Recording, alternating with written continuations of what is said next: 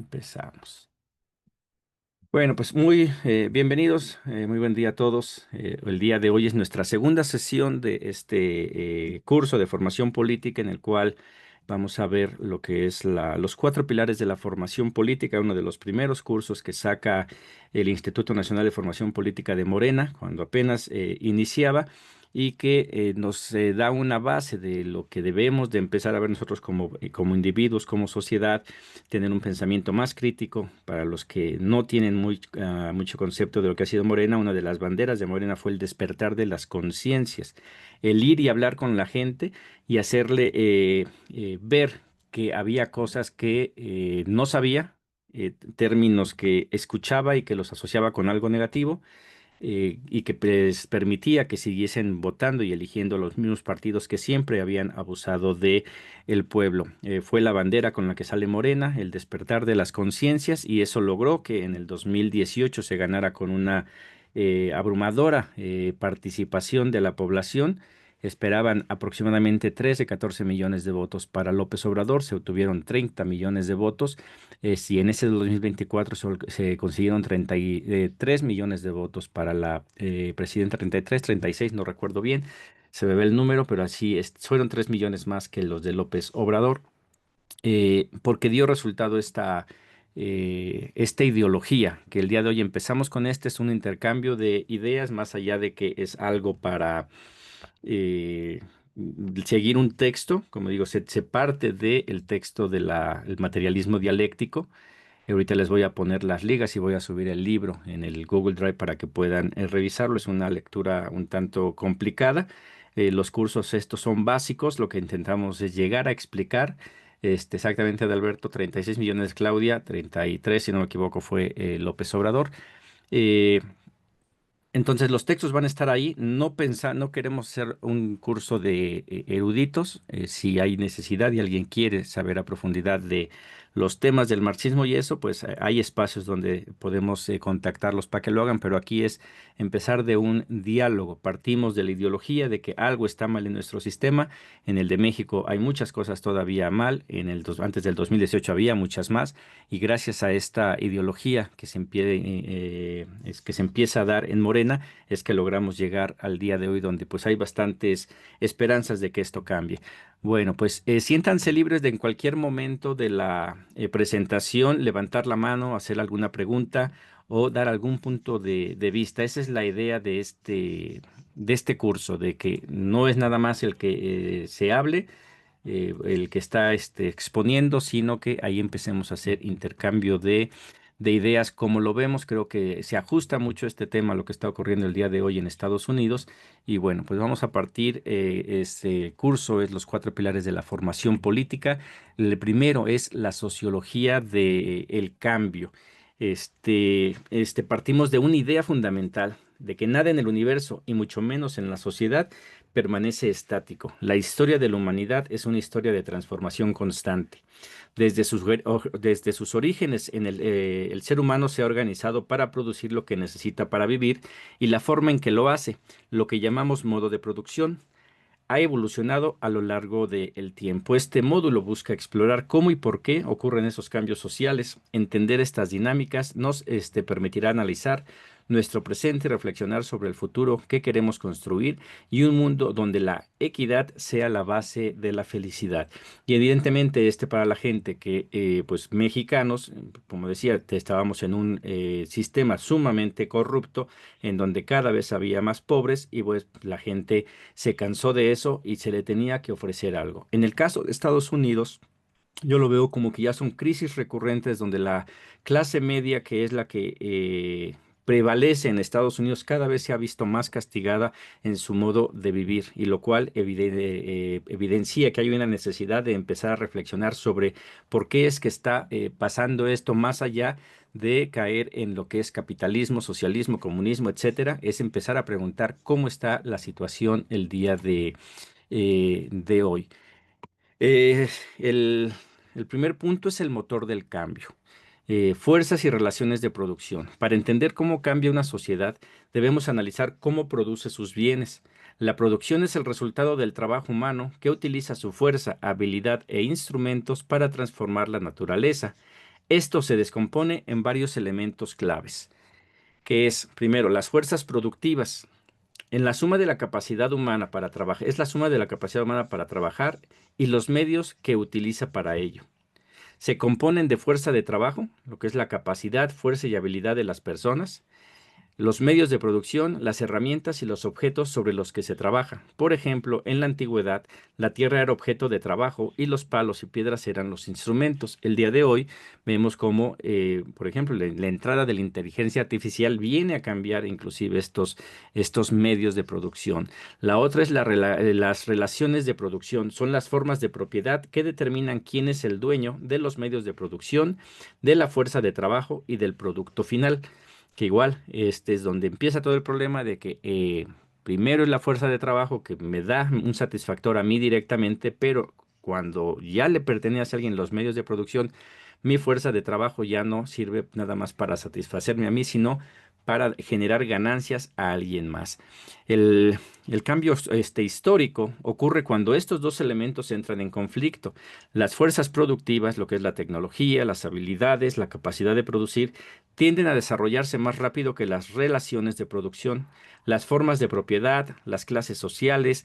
Llega un punto en que las viejas relaciones de producción se convierten en un freno para el progreso, haciendo necesario un cambio en el modo de producción. A esto se le conoce como la ley de correspondencia entre las fuerzas productivas y las relaciones de producción. Aquí, evidentemente, pues creo que tanto México y como todo el mundo tiene ese gran problema que las relaciones de producción están totalmente confrontadas unas con otras. Esto es lo que corresponde a lo que es el motor de cambio de cualquier sociedad. El segundo punto es un vistazo a la historia.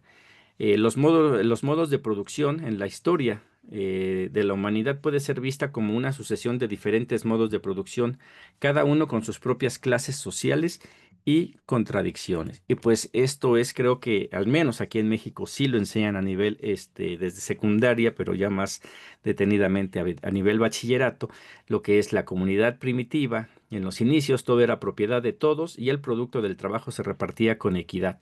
No existían clases sociales. Este modo cambió cuando el desarrollo de la agricultura y la ganadería generó un excedente económico, lo que permitió en un grupo que un grupo se apropiara de él y de los medios de trabajo, dando origen a la dominación de las clases sociales.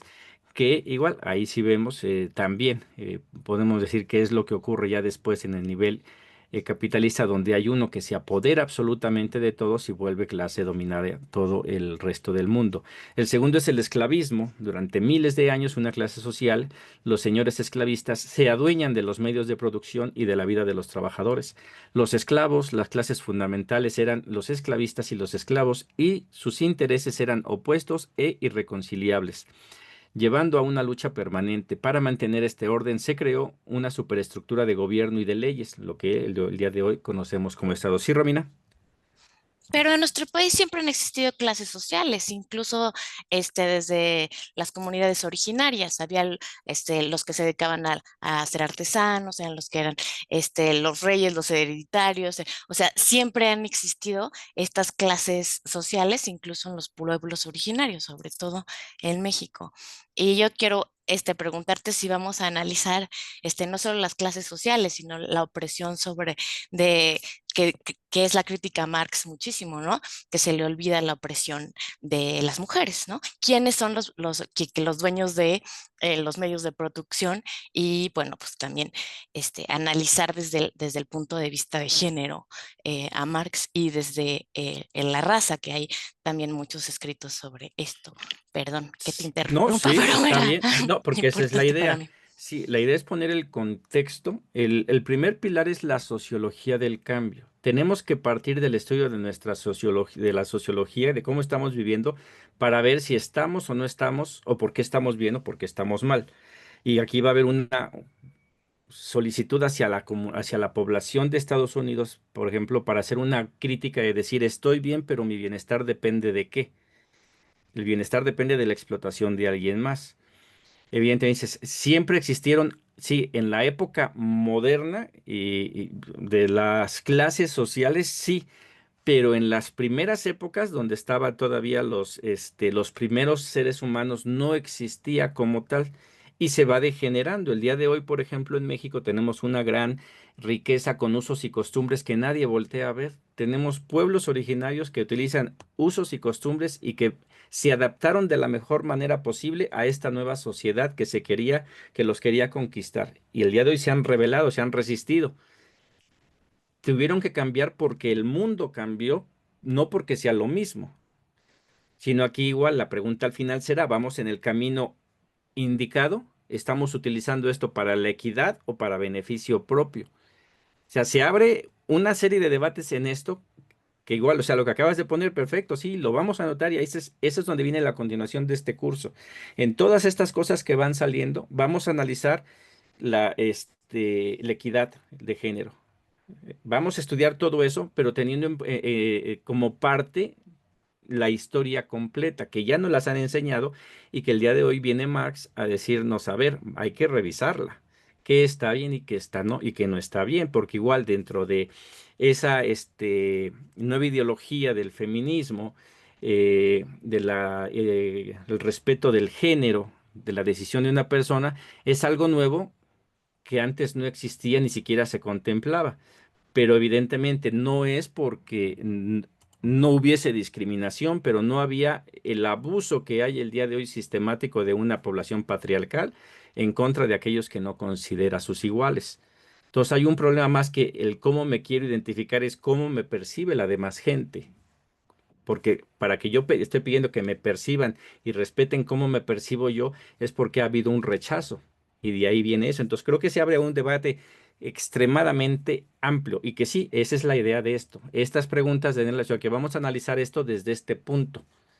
¿Ok? Entonces, y ahorita continuamos. Me quedé en el esclavismo, que igual lo que tú dices que siempre existió, sí, hasta antes del esclavismo, en la comunidad primitiva no existían clases sociales, todos eran igual. De ahí viene el agandalle de alguien que se queda y viene el esclavismo. El esclavismo durante miles de años, una clase social, los señores esclavistas se adueñó de los medios de producción y de la vida de los trabajadores, los esclavos, las clases fundamentales eran los esclavistas y los esclavos, y sus intereses eran opuestos e irreconciliables. Llevando a una lucha permanente para mantener este orden, se creó una superestructura de gobiernos y leyes que si el día de hoy lo vemos en las políticas neoliberales, básicamente es retornar al esclavismo o así lo percibo yo, que es lo que buscan, pero ya no entre las clases sociales, sino entre países, y este país vuelvo un esclavo al otro. Después viene el feudalismo, que dice que el esclavo fue reemplazado por el siervo, quien, aunque dependía del señor feudal, era dueño de su vida y de algunas herramientas, lo que le daba más motivación para producir. Las clases antagónicas pasaron a ser los señores feudales, dueños de tierra y los siervos. Con el tiempo, una nueva clase dinámica surgió, las ciudades o los burgos. La burguesía, que gracias a la producción artesanal y el comercio acumuló capital, que en este caso, yo escuché hace no mucho de alguien que decía, cuando dejó de ser negocio mantener esclavos que estaban viejos y que no producían igual y que costaba más ya mantenerlos que tenerlos en esclavitud, es cuando les permiten su libertad para que ellos sean los encargados de trabajar y mantenerse a sí mismos. Y me agradó esa definición porque normalmente se ve como que es un éxito la eliminación de la esclavitud, cuando más que nada fue un proceso de administración. Me sale tan caro mantener a estos que ya no me sirven porque ya están viejos, que mejor les doy la idea de libertad, les doy herramientas y los exploto todavía más porque dejan de ser una carga para mí. Igual, y el día de hoy vemos prácticas feudalistas también en este nuevo sistema, la negación del capitalismo que es el neoliberalismo. Y después tenemos pues el capitalismo. La burguesía se convirtió en la nueva clase dominante, dueña de los medios de producción como las fábricas, los siervos fueron liberados para convertirse en trabajadores asalariados en las ciudades, obligados a vender su fuerza de trabajo para sobrevivir. En México el capitalismo se consolidó con la Revolución de 1910. Eh, Estos son los modos de producción que desde mi punto de vista se repiten ciertas cosas en este sistema capitalista. Como empieza a fallar, viene el neoliberalismo, pero el neoliberalismo utiliza la idea de la comunidad privada, libre mercado, que todos seamos iguales, pero al mismo tiempo intento poner gente esclava, en este caso nuestros migrantes indocumentados, por ejemplo. El ejemplo está en la ley dignidad, que no es dignidad, sino ya el formalizar un sistema de esclavitud que le quita todos derechos y les exige todo. Un feudalismo, te doy una residencia, te doy un permiso de trabajo y para que tú creas que eres libre, pero me sigues perteneciendo. Y evidentemente el capitalismo, que es algo que vemos cuánta gente dentro de la lucha no ha peleado y una vez que llega al poder, que ya entra en la burguesía, se convierte esa nueva clase dominante y se olvida absolutamente de todo eso. ¿Ok? Eh, y esto nos invita a lo que es las preguntas de reflexión y debate. Por ejemplo, dice aquí, ahora tenemos sentados las bases teóricas. Usemos estas herramientas para analizar nuestro entorno y las formas de organización que buscan transformarlo. Y, por ejemplo, ¿qué es una formación socioeconómica y cuál es la que vives actualmente? Y nos dice, por ejemplo, una formación socioeconómica es la forma en que una sociedad está organizada para producir, distribuir y consumir bienes, lo que incluye sus fuerzas productivas y sus relaciones de producción. La formación que vivimos actualmente en la mayor parte del mundo, incluye Estados Unidos y México, es el capitalismo. Y aquí la pregunta, Estados Unidos produce, distribuye y consume bienes, pero la pregunta sería, ¿el ciudadano norteamericano produce produce sus bienes o alguien más lo hace? En México igual, ¿quién produce nuestros bienes? O sea, en Estados Unidos, quien produce bienes, por ejemplo, en el campo, son migrantes mexicanos o migrantes indocumentados en su mayoría que producen estos bienes para consumo y distribución. En México no producimos, sino permitimos que nuestros migrantes produzcan en Estados Unidos y después los traemos para acá porque nos sale más económico. Entonces, evidentemente ahí hay un gran problema en el que esto nos está afectando porque no es como en la comunidad primitiva donde se producía lo que se ocupaba ahí y hasta ahí nomás. Y con eso viene la explotación de la tierra, la explotación de la persona. O sea, viene un gran problema que después Dussel dice, ok, esto es como vivimos y tendremos que seguir utilizándolo. Tendremos que utilizar el capitalismo para salir adelante y crear la infraestructura, pero tenemos que tener mucho cuidado porque si no vamos a caer nuevamente en la tiranía. Se tiene que utilizar el capitalismo para empujar esto, pero después ir a eso que vamos a buscar, que no es el socialismo convencional, no es el comunismo que fracasó, sino es algo nuevo y ahí es donde invita a la población, el pueblo organizado, a buscar hacia dónde tenemos que ir y llamarlo como lo quieran llamar. Porque el día de hoy ya no hay, en algunos sectores es malo decir socialismo, es malo decir de izquierda, porque qué tan izquierda eres, es decir, vamos hacia algo nuevo que no vamos a poner nombre, pero sí tenemos que salir de esta realidad que nos está afectando a todos. La pregunta es, ¿qué es lo que define el carácter de una relación de producción? El carácter de una relación de producción está definido fundamentalmente por la forma de propiedad, es decir, quién es el dueño de los medios de producción, de la fuerza de trabajo y del producto que se genera. Si la propiedad es comunal, las relaciones son de cooperación. Si la propiedad es privada y pertenece a una minoría, las relaciones son explotación y dominación. Que aquí tendremos que analizarlo con la gente que está en Estados Unidos para decir, ok, ¿quién es el que tiene los medios de producción? Existe lo comunitario. En México tendremos que analizar, a ver, llegó la cuarta transformación y a quién le está permitiendo que tenga los medios de producción. ¿Quiénes fueron los encargados de los megaproyectos de nuestro gobierno? ¿Quiénes han sido los más beneficiados? Y podremos ver que todavía al día de hoy los medios de producción siguen perteneciendo a la clase más poderosa y que el impulso de de las cooperativas ha sido mínimo, si no es que prácticamente inexistente. Entran cooperativas y más se tardan en formarse que en lo que desaparecen, lo cual nos lleva a una pregunta de qué tenemos que hacer para que esto cambie. En Estados Unidos lo veo en la población migrante de que hemos permitido, la mayoría, que le pertenezca a alguien más los medios de producción, pero hemos visto cómo ha habido migrantes que por su propia cuenta se han hecho de sus propias herramientas y han pasado de ser de la clase explotada a ser la clase explotadora.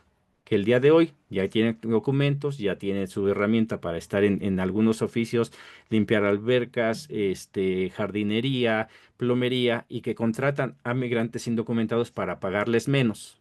y verse beneficiados ellos. Y pues invitaremos a quien esté en lo que es un ciudadano norteamericano que vea exactamente cuáles son esas, contradicciones que hay. Otra de las preguntas es, ¿qué se conoce como la contradicción fundamental en el capitalismo y colonización de Abya Yala? Y dice, en el capitalismo, la contradicción fundamental es que la producción es cada vez más social, mientras que la apropiación de la riqueza es cada vez más individual. Es decir, se necesitan miles o millones de trabajadores coordinados en todo el mundo para producir bienes y servicios, pero la inmensa mayoría de la riqueza generada es apropiada por un pequeño número de propietarios. El cuestión de la colonización del Abya es la contradicción se manifestó a través de la imposición violenta de un nuevo modo de producción. Por ejemplo, los conquistadores españoles impulsaron a la fuerza pueblos como los aztecas que tenían un modo de producción propio hacia una forma de feudalismo, esclavitud al servicio de la corona. La contradicción fue entre un sistema de vida y producción comunitario y un sistema extranjero de despojo, explotación y dominación, que evidentemente en el caso de los aztecas ellos primero impusieron el suyo con todas las guerras que tuvieron. En Estados Unidos, las 13 colonias llegan e imponen a todos los nativos originarios de América su modo de producción. El día de hoy vemos cómo intereses internacionales o oligárquicos o imperialistas, etcétera, imponen su modo de producción en donde ellos quieran. Y ahí están las guerras, ¿no? La guerra de Afganistán, que aparentemente pierde Estados Unidos, realmente gana, porque cuánto dinero no ganó mientras estuvo con venta de armamentos, con reconstrucción de las áreas de desastre, en el cual nos pone a pensar exactamente qué también estamos haciendo las cosas o el gobierno que estamos apoyando. Otra de las preguntas es, en el contexto que hemos hablado, ¿qué es una clase social y qué tipos conocemos? Y dice, una clase social es un grupo de personas que se diferencia de otros por el lugar que ocupa en un sistema de producción. Esta posición está directamente vinculada a si poseen o no los medios de producción. Por ejemplo, las clases fundamentales, aquellas sin las cuales el modo de producción no podría existir. Por ejemplo, los señores esclavistas, los esclavos en el esclavismo, los señores feudales y los siervos en el feudalismo o la burguesía o los asalariados en el capitalismo. Las clases antagónicas son clases fundamentales cuyos intereses son irreconciliables y están en lucha permanente, ya que la prosperidad de una depende de la explotación de otra. Y las clases no fundamentales, otros grupos que existen en la sociedad, pero no son centrales para la concentración principal, como artesanos, pequeños comerciantes, funcionarios, etcétera. Entonces, aquí podemos ver, y algo de lo que a muchos no les gusta, sobre todo aquella clase media, es cuando les haces ver que a pesar de estar mejor que otros, siguen siendo empleados, que hay alguien que está explotando su fuerza de trabajo. Y ellos no se visualizan así, son los que en muchas ocasiones apoyan a estos gobiernos, a estos partidos de derecha en México, pero así también como en Estados Unidos, cuánta gente no, inclusive hispanos, votaron por Trump porque creían pertenecer a una fuerza, a una clase social totalmente diferente que no los visibiliza a ellos de esa manera. Entonces, preguntarnos, ¿no? Y cómo los no fundamentales al día de hoy vienen siendo aquellos que deberían de tener más valor puesto que es lo más cercano que tenemos a nuestras comunidades, a las originarias. Otra de las preguntas que se hacen aquí, por ejemplo, ¿qué es un movimiento social y en qué se diferencia de un partido político? ¿Qué es un movimiento social sujeto histórico y qué es un partido político y cómo es Morena? El movimiento social es una forma de acción colectiva de un grupo de personas que busca producir o resistir un cambio en la sociedad. Generalmente se enfoca en causas específicas, derechos civiles, medio ambiente, feminismo, etcétera, y opera con una estructura más flexible y horizontal que un partido, que en este caso, en México, pues tenemos el gran movimiento que fue el Movimiento de Regeneración Nacional, el cual avanza con la protesta o el enfado de la población en México y llega después a convertirse en un partido político y que habrá que hacer muchas críticas hacia el interior del partido, pero que logra cierto cambio en México. En Estados Unidos el día de hoy estamos viendo algo que no recuerdo yo. ¿Cuándo fue la última vez que millones de personas salieron en un movimiento a protestar sobre un gobierno? de las acciones completas ni de un gobierno, pero por sí hemos visto como en Estados Unidos ha habido movimientos como la comunidad afroamericana que ha salido a protestar por la defensa de sus derechos civiles. Cómo actúan de repente de una manera en un boicot económico para no consumir gasolina, no hacer algo para estar en contra de alguna medida gubernamental. Y que hoy lo que tenemos en Estados Unidos es millones de personas que están protestando sobre un total de un gobierno que está tomando decisiones que no van acorde a la ideología, inclusive a la ideología imperialista de muchos norteamericanos. Ese es un movimiento social. ¿Qué tanto se puede avanzar en Estados Unidos? Creo que hay un potencial bastante grande en llegar a mucha de esta gente, porque es diferente la protesta que están teniendo a reaccionar así cuando sea con una despertar de conciencias de hacerse cargo de lo que es la enorme responsabilidad de estar en un país con la importancia que tiene Estados Unidos. Y que muchas veces pasa lo que pasa también en México, de esperar que quien esté en el gobierno sea quien resuelve todos los problemas, lo cual pues es imposible. Se necesita la participación de la sociedad, si no, los de arriba van a hacer exactamente lo que quieran, y donde sí tiene un gran peso, a diferencia de México, la población en Estados Unidos, es que ellos sí pueden ejercer presión sobre sus representantes. En México no existe, votaste por ellos, hacen lo que quieran y punto. No hay manera de que tú les reclames. En Estados Unidos es un tanto diferente, a menos que me equivoque y ahorita me lo dirán. ¿Qué es un movimiento social de sujeto histórico? Es aquel que, como la burguesía en su momento, tiene el potencial de convertirse en la fuerza dinámica que encabece la superación de las contradicciones de un modelo de producción y de paso a uno nuevo. Que eso se tendrá que dar, podría formarse en Estados Unidos, en México sucedió, es Morena. ¿Qué vemos que está pasando con él? Pues hay contradicciones, hay quienes dicen que van bien, hay quienes dicen que no, que se está corrompiendo y que tiende a desaparecer, inclusive antes de las elecciones del 2024. Se hablaba mucho de que Morena podía pasar a ser un partido que desapareciera, así como llegó tan rápido al poder, de la misma manera estrepitosa desapareciera. Vemos que no, hubo una maniobra política por parte de Morena que le dio todavía una victoria más contundente, que igual será cuestionable y materia de análisis por qué se consiguieron tantos votos, y que se tendrá que hablar, pero bueno, esa es la situación, por ejemplo, del partido acá en México. Después de la revolución de 1910, pues este sujeto social que llega después a convertirse en el PRI, pues sabemos hacia dónde nos llevó. Y un partido político es una organización que busca obtener y ejercer el poder político dentro del Estado para implementar su programa de gobierno. Su estructura es más formal y su objetivo principal es competir en elecciones.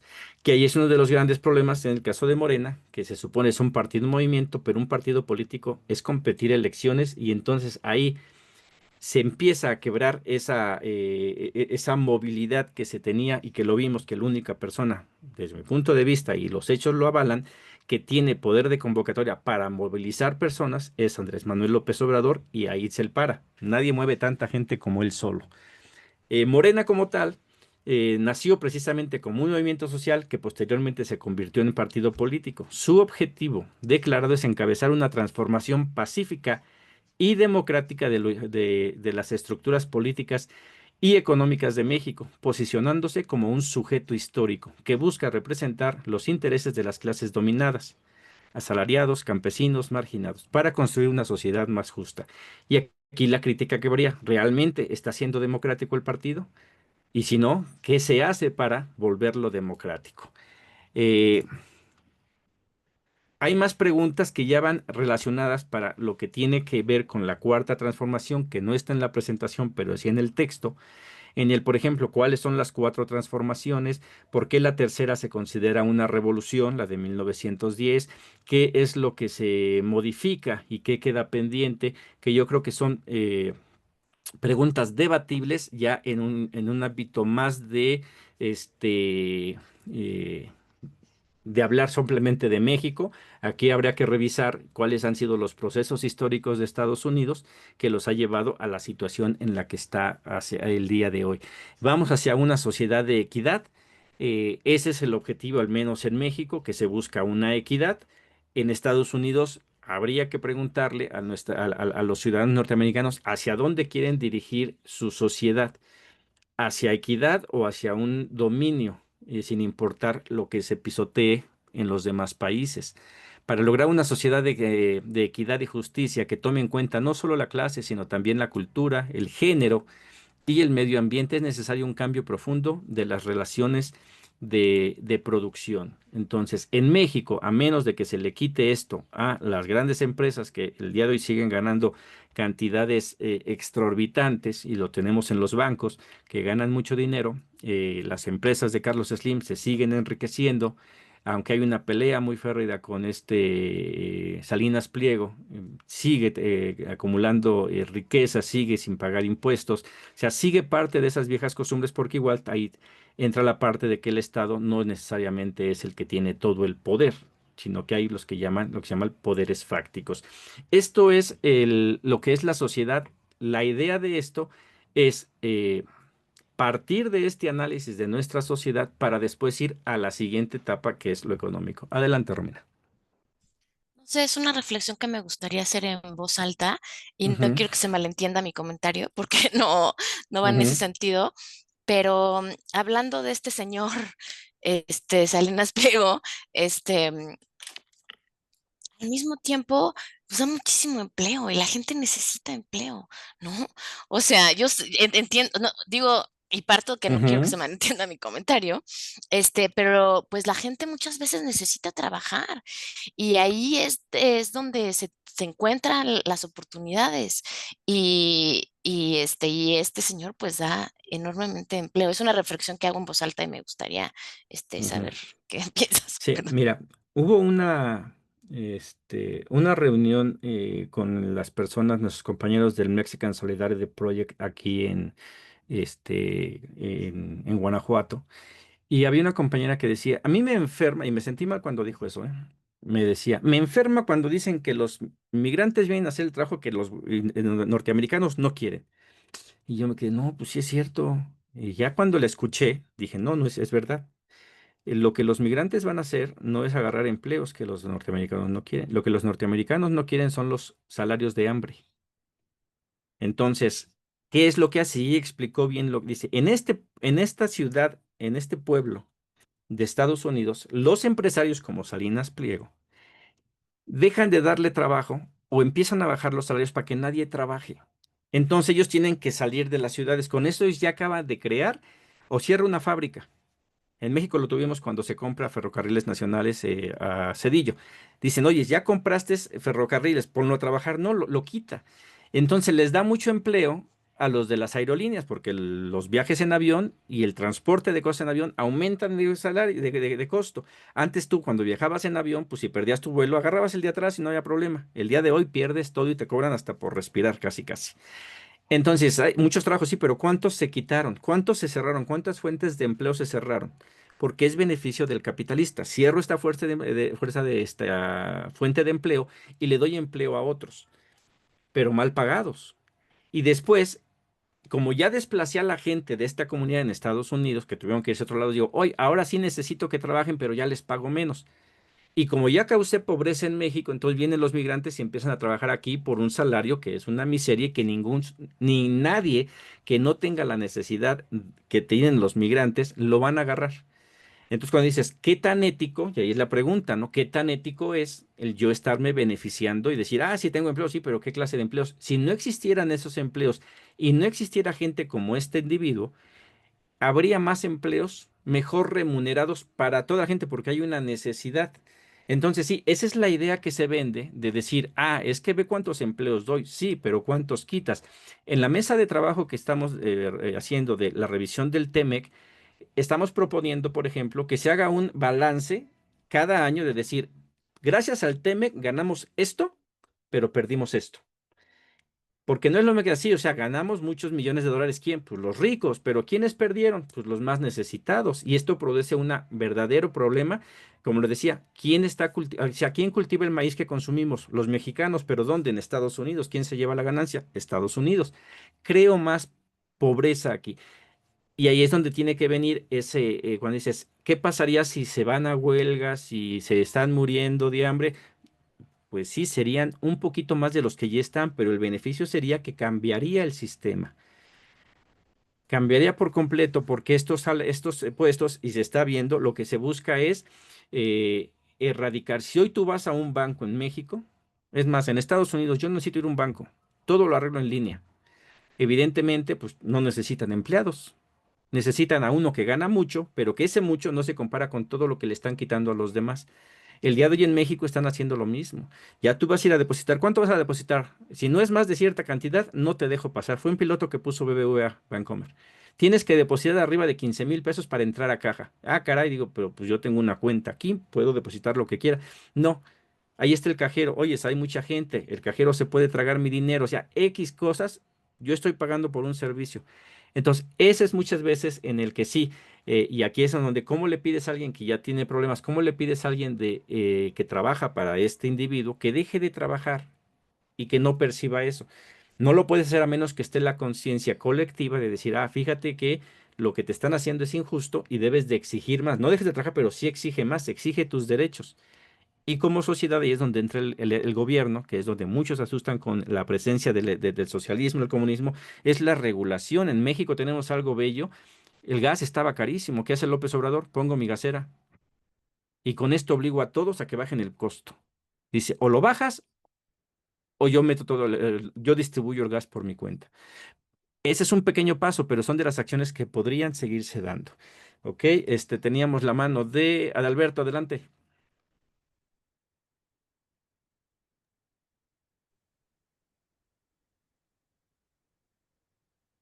O alguien más que quiera pregunta o decir algo de...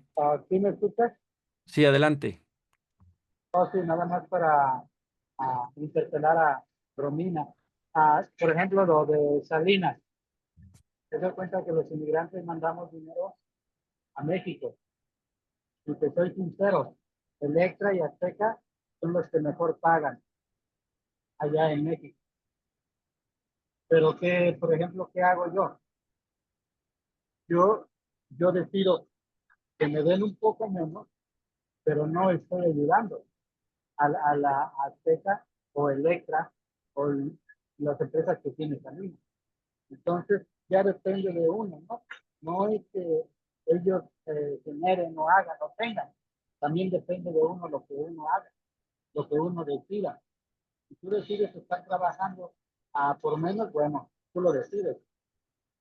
O te quedas ahí o te cambias. Yo, por ejemplo, no mando mi dinero por TV Azteca, digo, por Banco Azteca o por Electra. Y todo lo que dijiste, estoy de acuerdo contigo, es todo mi comentario. No sé si me escuchan bien. Sí, bueno, más que nada no es interpelar, es tu punto de vista. Y sí, o sea, todos, como decía, todos tenemos algo de razón y qué es lo que hacemos. A veces es muy fácil para nosotros el decir, pues si no les gusta lo que les paguen, pues salgan. Si a mí me lo han dicho, si no te gusta, deja de hacerlo.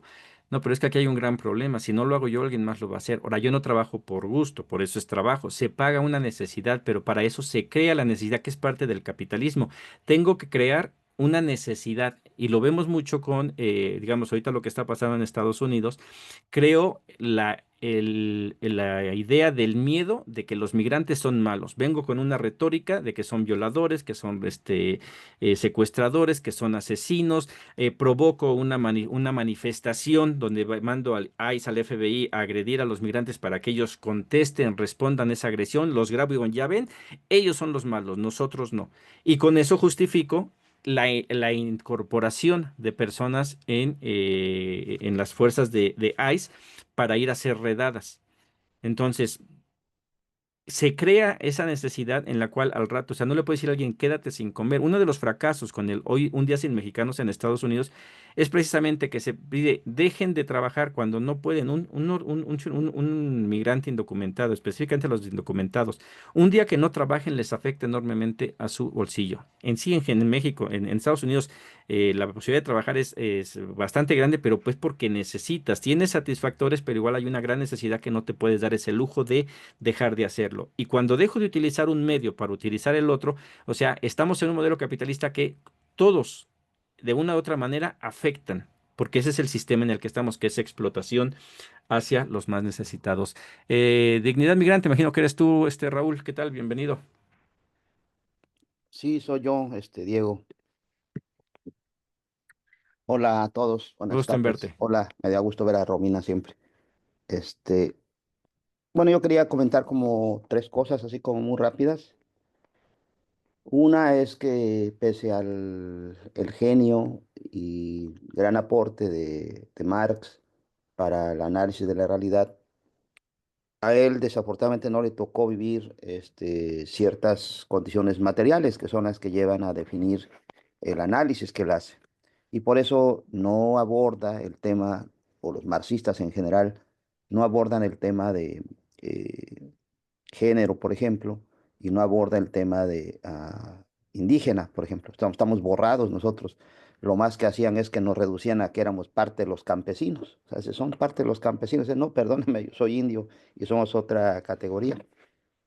Pero lo que sí me llama la atención es que se ha hecho poco caso a revisar cuáles son los aportes de otros marxistas que vienen a enriquecer justamente el pensamiento marxista, y no solo en la concepción de la lucha de clases, sino, por ejemplo, todo lo que tiene que ver con esta idea del bloque histórico de Gramsci, que me parece que es uno de los aportes fundamentales, porque en los nuevos modelos de organización social y de resistencia al capital, me parece que esta perspectiva del bloque histórico es como importante, porque nos va enseñando que ya la lucha o los sujetos revolucionarios, como le llamaban la ortodoxia marxista, que también hay de esa, hay ortodoxia liberal, perdón, hay marxistas liberales, hay de todo, hay para todos, así que alcanza para mucho. Pero la ortodoxia marxista siempre dijo que los únicos que estaban llamados a transformar la realidad eran los obreros, ¿no? Y los demás, pues casi éramos del montón, éramos, no sé, carne de cañón, quién sabe para qué servíamos los demás, entre ellos los indios, ¿no? Que curiosamente son los que hemos hecho las tres transformaciones anteriores, ¿no? O sea, los indios somos los que hicimos, pero nunca aparecimos ni en la Constitución ni en nada, ¿no? O sea, nada más poníamos los muertos, hacíamos los cambios y otros se trepaban. Y parece ser que más o menos la puerta va para allá, parece que más o menos va por ahí, excepto un asunto que podemos hablar después. Pero bueno, a lo que voy es que había que recuperar dentro de esta lectura a la mejor el análisis de Gramsci sobre el bloque histórico, porque las condiciones actuales del modelo de organización involucra la necesidad de ese bloque histórico, de que no son solamente los trabajadores, sino son también las clases medias, son también los intelectuales, son también otros grupos sociales que están ahí. Esa es como la primera cosa que quería comentar. La otra cosa que quería comentar es este asunto de la definición entre, o esta idea entre movimiento y partido, ¿no? Este, Hay muchos que creemos en el movimiento más que en el partido, ¿no? Porque el partido pues dice algunas cosas, pero hay muchas cosas que no se dicen, ¿no? Como todas las mafias que hay al interior de los partidos, el control patrimonial, el caudillismo y una serie de vicios que desarrollan estas cosas. No quiere decir que el movimiento social no tenga sus vicios, sí, los tiene sin duda, pero tiene como múltiples cabezas, tiene como una gran diversidad, como tiene un gran movimiento de cosas. Y lo que sí hay que decirlo, o sea, los cambios, con todo respeto a la gente del partido y a la gente morena, no los hacen los partidos, los cambios los hacen los movimientos, los hace la gente. Y en este sentido había que recuperar a lo mejor el análisis de toda una vertiente, que es la vertiente autonomista, que recupera todo este planteamiento de transformar el mundo sin tomar el poder. ¿Y esto qué quiere decir, esta idea de transformar el mundo sin tomar el poder? Que algunos podrán catalogar de anarquista o podrán catalogar de lo que quieran, pero al final de cuentas es una alternativa, porque durante mucho tiempo nos han acostumbrado a un binomio, a decir las revoluciones o las transformaciones solo se pueden hacer por las armas o a través de las elecciones. Y ese es el modelo en el que nos quieren seguir metiendo incluso en los señores de la cuarta T. Es decir, que o vas por las elecciones para hacer las transformaciones o vas por las armas. Todas las revoluciones hechas armadas, todas, absolutamente todas, y lo podemos discutir en algún otro momento, han fracasado. Todas, todas. Entonces, en ese sentido, es en las electorales son las que han sido la alternativa. Y si revisamos todas las alternativas electorales que también ha habido, vamos a ver que también les ha ido de la patada a todas, a todititas. Entonces, ante eso, lo que nosotros hemos planteado desde el movimiento indígena es que hay una tercera vía, que no es cierto que es solamente las elecciones o que es solamente el movimiento armado. Nosotros decimos es la vía autonomista. ¿Y qué representa ese asunto de la vía autonómica? Es de transformar el mundo sin necesidad de tomar el poder. Es esto que algunos le llaman también poder popular, es esto que algunos le llaman, o lo que el magonismo hizo desde la revolución, llegaba a un lugar, en lugar de tomar el poder, lo que hacía era la transformación, repartían las tierras, repartían las fábricas, organizaban a la gente en cooperativas, en ejidos, así como se crean los ejidos, por ejemplo. Es decir, ponen en la práctica el programa, en lugar de esperar hasta que llegue la parte burocrática y haga las transformaciones. Porque cuando llega la parte burocrática y hace las transformaciones, que es lo que pasa con la cuarta T, pues vamos a ver que van a empezar a llegar leyes descafeinadas. Vamos a ver que van a llegar, no son leyes que son las que necesitan la gente. Un ejemplo es la ley minera, por ejemplo. Llegó toda una propuesta de ley minera y lo que resulta es otra cosa. Y llega una serie de propuestas y lo que resulta es otra cosa. ¿Sí me explico? Es decir, esta idea, esta tercera alternativa, que a mí me parece que habría que revisarla, que es la de transformar el mundo sin necesidad de tomar el poder, que es la tercera vía o la vía autonómica o indígena, como le decimos nosotros, no estaría mal también revisarla dentro de este modelo, que yo revisando lo que has presentado ahí, pues no la encuentro, pues, ¿no? O sea, se reduce al modelo anterior. Esos serían como déjame ver si tengo aquí un otro comentario que fui anotando. Ah, bueno, y lo que tiene que ver relacionado al tema migrante, que somos nosotros, este, yo creo que sí hay necesidad de crear un movimiento migrante. Es decir, no existe hoy en día un movimiento migrante. Y cuando yo digo que no existe un movimiento migrante es porque ya lo he venido discutiendo aquí desde, creo, la primera vez que yo participé en estas charlas con ustedes, es que no existe, por ejemplo, una agenda común que nos identifique a todos. Y a mí por eso me ha animado mucho para estas actividades, porque yo sí espero que podamos construir una agenda que nos identifique y que nos haga movernos a todos desde donde esté, desde los que son indocumentados mala onda, desde que son regularizados, los que ya regresaron, los que son los indocumentados que le echan ganas, es decir, de todos, pero que hay una agenda que les permita a todo mundo identificarse y que permita llevar justamente a estos procesos de transformación. Mientras no seamos capaces de construir una agenda, el movimiento migrante seguirá desarticulado, con sus pequeñas islitas por aquí, sus islitas por allá, por muchos que, y lo digo con toda humildad, por mucho que nosotros tengamos una gran influencia en los trabajadores migrantes en Canadá, por mucho que seamos la organización más representativa y significativa, seguimos siendo una islita, seguimos siendo nada en relación al gran movimiento internacional. Y lo único que nosotros insistimos mucho acá en Canadá, por ejemplo, es que nuestra agenda la recupere en todo el mundo. Y ahí vamos más o menos en relación a la agenda que la dignidad ha estado planteando. Por lo menos el 60% de las organizaciones hoy retoman una parte de la agenda, que no tenían ni idea de eso, pero hoy se retoma, es decir, ahí va la pelea para armar una agenda. Y después de que armemos una agenda, ya desarrollaremos mecanismos de coordinación y después desarrollaremos mecanismos de acción. Entonces yo creo que habría que no dejar de insistir en la creación de la agenda para el movimiento migrante internacional. Yo creo, Marx sí vivió el proceso migratorio porque él fue migrante incluso, exiliado y demás, en varios lugares porque no lo querían mucho. Este,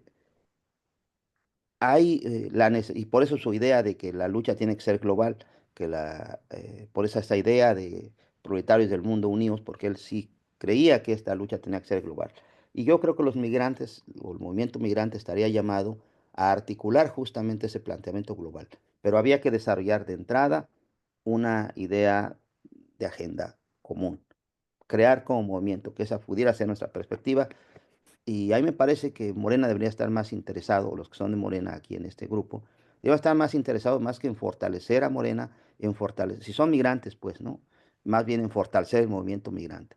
Porque eso es lo que va a dar para adelante. Y va a dar para 50 morenas o para 50 otras cosas.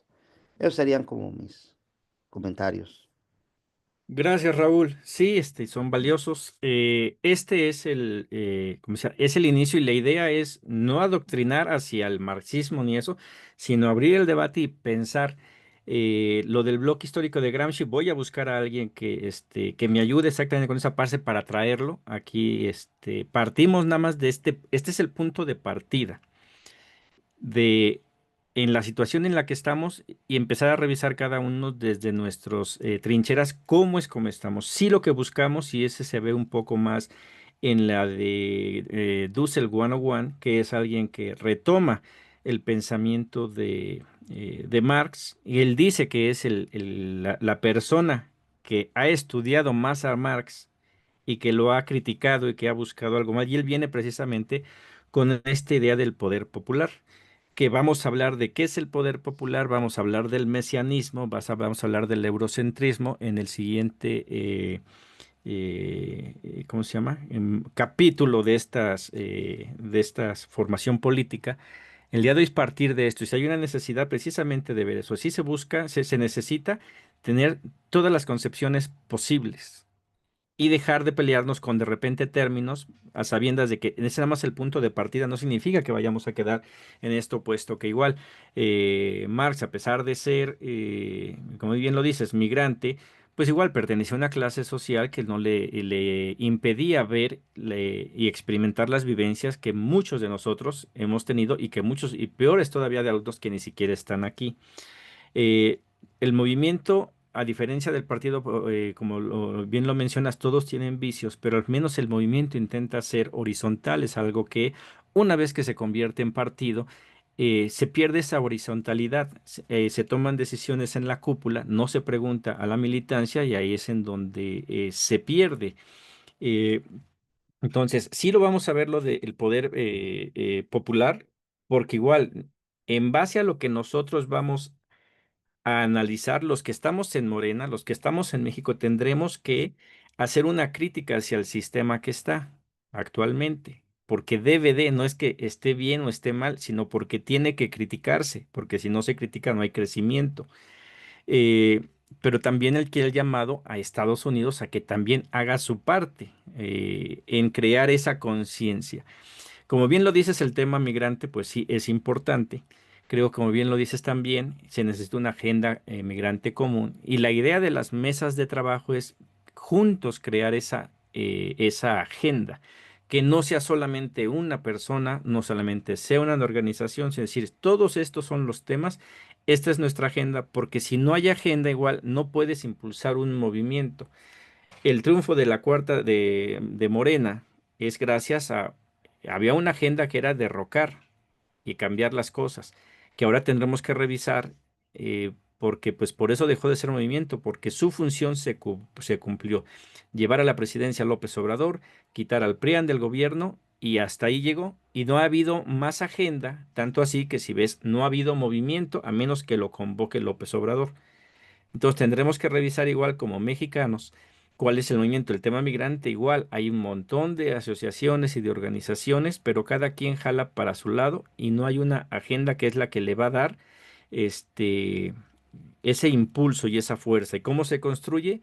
Pues como bien lo dices, escuchando e intercambiando. Ese es en una manera muy modesta y con las limitaciones que se tienen aquí, de poner al alcance de ustedes lo que se va generando y decir, ahí está, para que entre todos nos conozcamos y sepamos qué está pasando. Conforme lleguen propuestas de ustedes, se van subiendo inglés, español, para que todos tengan y ojalá y entre todos podamos crear esa agenda para hacer eso que sí se necesita, que es la construcción. Y bien lo dices,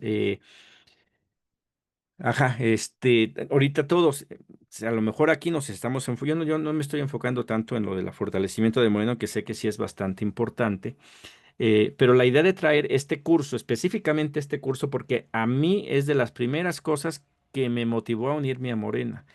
Yo desde el 2012 ya estaba en contra del gobierno y tal, y escribí un artículo que los invito a que lo lean, que es La revolución que México necesita.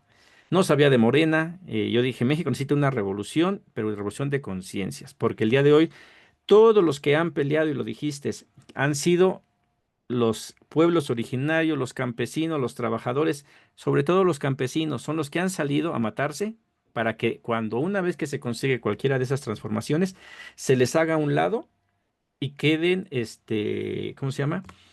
Y queden en el olvido. Y el que queda es la siguiente clase dominante que estaba ahí quitando al primero. Y siempre ha sido, yo por eso no apoyo nada armado, porque el que va a ir a pelear es nuestro indígena y el que va a ganar va a ser el burgués. Y mm, todos, absolutamente todos, han utilizado eso, la fuerza, la vida y la sangre de nuestros indígenas, y una vez que acabó, los regresan con la promesa de que les van a dar algo que el día de hoy, alguna vez en un comentario que hacía Héctor Suárez, decía, pues supuestamente la repartición de las tierras. Yo decía, yo creo que han de ir en Chile los hijos de la fregada, dice, porque no terminan de repartirla, porque no se les estaba dando. Entonces, sí hay una crítica y sí tenemos que revisar eso. Necesitamos una transformación, y los que tienen que estar al frente de esto, creo que yo agregaría en esta agenda, empezar nosotros a aprender lo que son los usos y costumbres, empezar a aprender también de nuestras comunidades, porque creo yo que hacia allá va. Algo que me dejó a mí la pandemia, este encierro masivo, fue de que necesitamos muy poco para vivir. En cuanto se fue la pandemia, todos empezamos otra vez el consumismo, etcétera, pero la pandemia nos enseñó que podemos vivir en la justa medianía, y que si de esa manera nuestras playas están bien, nuestros bosques, todo está bien. Pero el chiste, cuando se levantó esto, otra vez empezó la devastación total. Es como lo veo. Adelante, Beatriz. Buenos días, buenas tardes. Mira, les hablo acá desde Los Ángeles, California, donde estamos con estos problemas de las deportaciones. Estoy muy de acuerdo con lo que está diciendo Raúl García, de que debemos de tener una agenda, pero yo siento que aquí es una agenda binacional, porque nosotros, los migrantes, entendemos, yo aquí en Estados Unidos es donde yo entendí lo que son los usos y costumbres, el tequio, es donde todos nos aceptamos como somos. El pueblo indígena aquí junto con nosotros somos los mismos, pero tenemos que ver y entender de que el migrante tiene responsabilidades tanto en el estado o en el país donde está como en el país de origen. Así que ahí tenemos que incorporar una agenda binacional, porque es de vital importancia que entendamos lo que somos, cómo contribuimos, cómo colaboramos. Aparte de que yo siento que lo que está haciendo a la persona parece que se llama Christian Noem, de tener todo este miedo contra nosotros, los únicos que van a salir mal es Estados Unidos, porque la mano de obra se está acabando, nuestra gente tiene temor hasta de ir al mercado. Eso yo no lo entiendo, pero sé que es una oportunidad muy grande que tenemos ahora y México debe de entenderlo. Es una oportunidad gigante porque lo que nosotros ya hemos aprendido lo podemos aportar allá en México. Gracias. No, gracias a ti, Beatriz. Pues sí, alguien más que quiera opinar algo sobre lo expuesto el día de hoy. Como decimos, este es el primer pilar de la formación política. Tenemos que partir dónde estamos y de ahí empezar la crítica. Mañana sería la economía del cambio. Revisaremos el aspecto económico. Vamos a ver cuáles son las contradicciones. El llamado de la agenda del análisis, igual el día de hoy les recuerdo, fuera de estas mesas de trabajo, pero a las 6 de la tarde tenemos la reunión de la mesa de análisis. Vamos a ver qué tema quieren poner sobre la mesa, dependiendo las personas que se presenten. Hablaremos de cuál es el tema que deberíamos de estar analizando. Ahí lo pondré a consideración de los que se presenten, para exactamente hacer un análisis de qué es lo que está ocurriendo y qué deberíamos de hacer, aparte de lo que son las mesas de trabajo, ya desde un punto más individualista, a las 6 de la tarde. Entonces, no sé si no hay nadie más, ahí les compartí en el chat la liga del artículo de que les menciono, la revolución que México necesita. Creo que al día de hoy continúa, a pesar de que llegó López Obrador, a pesar de que se anunció la cuarta transformación. Hace unos días escuchaba a Julio Astillero, que bien decía que una transformación no se puede cantar, no se puede decir, sino que con el paso de los años se ve si hubo una transformación o no. Creo que se ha iniciado algo nuevo en nuestro país, y aquí todo dependerá de qué tanto en verdad llegamos a este ideal del poder popular, en que realmente el pueblo organizado salve a la nación. El día de hoy yo veo que estamos lejos todavía, pero hay esperanza, porque ya por lo menos hay cierta conciencia en la mayoría en buena parte de los mexicanos. Alguien decía, México no está politizado. Sí, el día de hoy México está muy politizado, pero falta la educación. Ya se puede hablar de política en todos lados, muchas veces se habla con desconocimiento. Yo soy uno de ellos. También hay por ahí hay algo escrito de México es un país de ignorantes y yo soy el primero. Hay muchas cosas que no sé, pero que el día de hoy estoy dispuesto a aprender para poder cambiar. Entonces, bueno, la idea es esa con estos cursos. Mañana es la economía del cambio. El día siguiente, miércoles, va a ser filosofía del cambio y el viernes, el jueves no tenemos reunión. El jueves sería, si no me equivoco, la administración del cambio, la cual también es bastante importante. Bueno, pues a no ser de que alguien más tenga algo más que decir, con eso llegaríamos al final de esta reunión. Muchas gracias por haberme acompañado.